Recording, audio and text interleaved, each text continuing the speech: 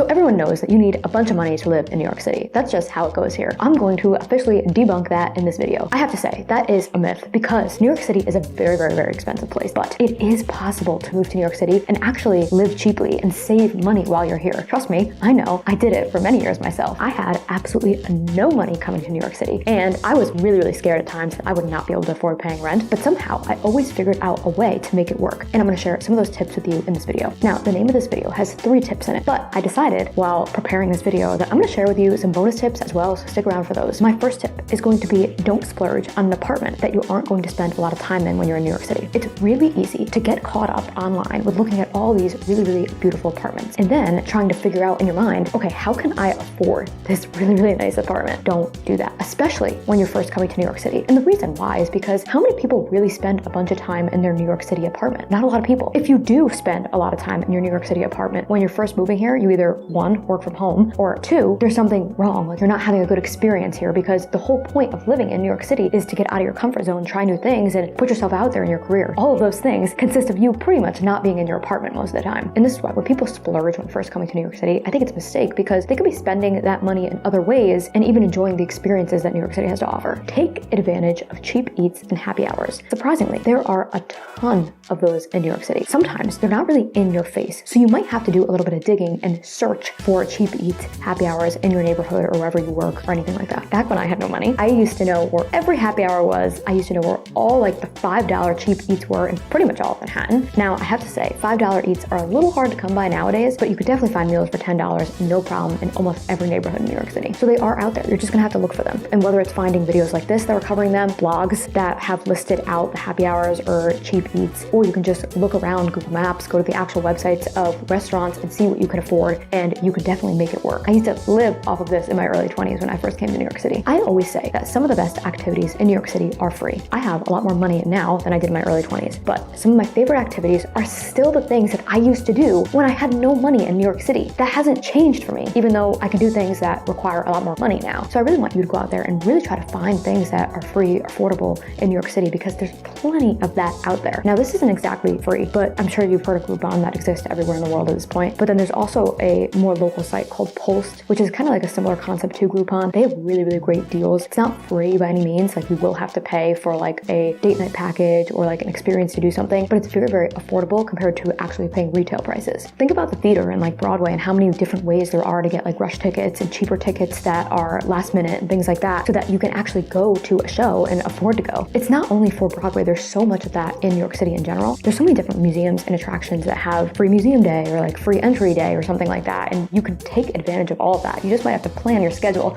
around some of these different days where those things are offered. I highly recommend taking advantage of a city bike membership in New York City. Now I have to admit, when I first got to New York City, I hated city bikes because some people ride city bikes like absolute maniacs. They're in the middle of the road, and I've almost gotten hit many, many times in New York City by a city bike. But after being here for some time, I got a city bike membership, and I absolutely love riding a city bike. To this day, I think it's so convenient, and you definitely need to be careful where you're riding in New York City, but there are plenty of places in New York City that are very, very safe, and they have really, really great bike lanes, which make it a lot easier to ride around those neighborhoods. And the great thing about city bikes is that they've added so many different city bike stations that you can get a city bike anywhere. And if you don't know, you can pay an annual fee and get unlimited city bikes anywhere in the city. You just have to unlock it with your phone every time you go there with a key. Now, when I say city bikes, that's just regular bikes, not an e-bike. You do have to pay more for e-bikes, but you also get a discount on e-bikes if you're a member as well. If you are looking to save money in New York City, try to take public transportation as much as you can. Avoid Lyfts, cabs, and Ubers because the prices are absolutely insane. There was once a time when the app started to become a thing in New York City. That's when I was first living in New York City, that there was actually ways that you can get affordable rides. I used to be able to use this one app where I would get $5 rides. It was a car share, so you had to get in with other people going other places,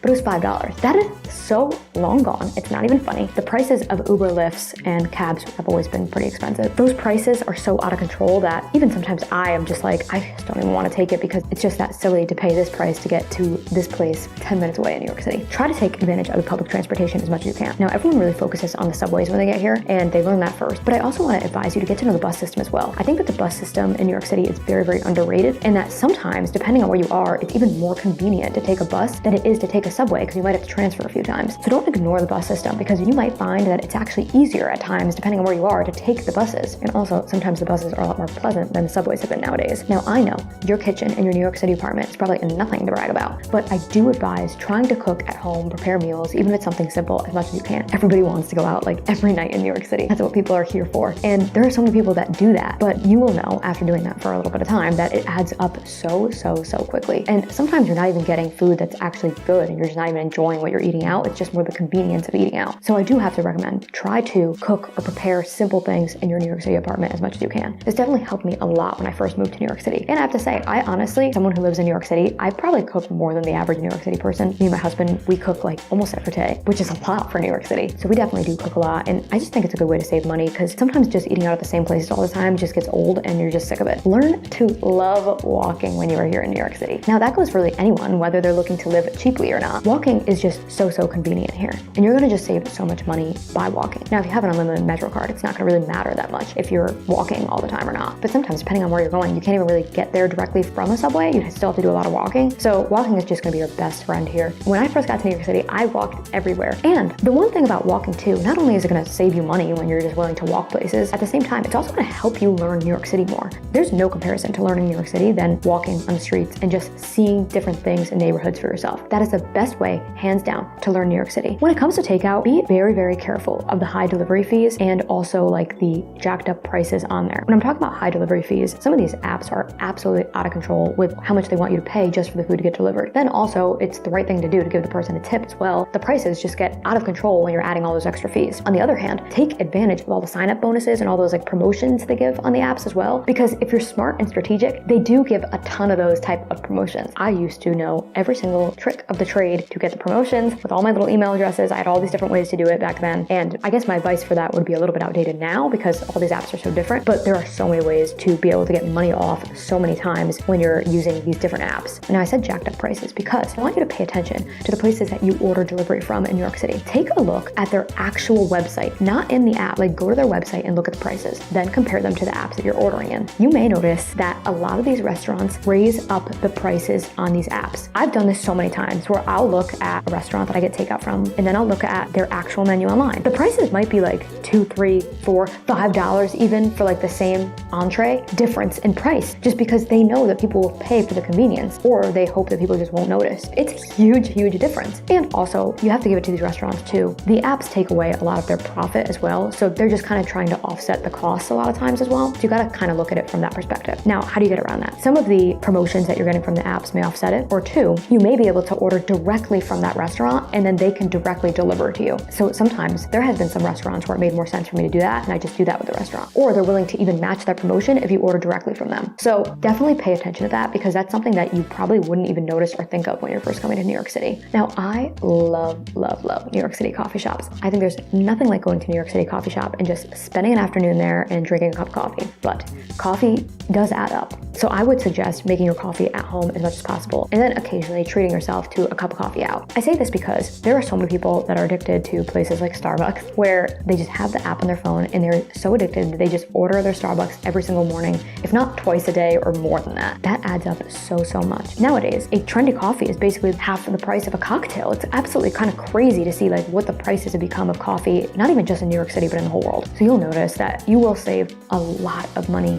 if you try to cut back from like these addictions like Starbucks, because you're just spending $5 to $10 on every beverage that you get every single time. So try to break that addiction. It will help you so much. Also, a lot of these Starbucks recipes, they have some really great like copycat recipes online. I highly advise you to check them out because it's crazy how some people have figured out exactly how to replicate these drinks at home, and you can easily do that for like a lot less money. So that's something I definitely recommend as well. So I hope these 3 tips and all these bonus tips helped you understand a couple different ways to live cheaply in New York City. I don't want you to be discouraged because it definitely is possible. But at the same time, as a real estate agent, I see a ton of people leaving New York City because they just didn't budget when they were living here. So I definitely don't want that to happen to you. Now, I would love to hear from you guys in the comments if you guys have any tips that you use to save money in New York City. As always, I just love hearing from you guys.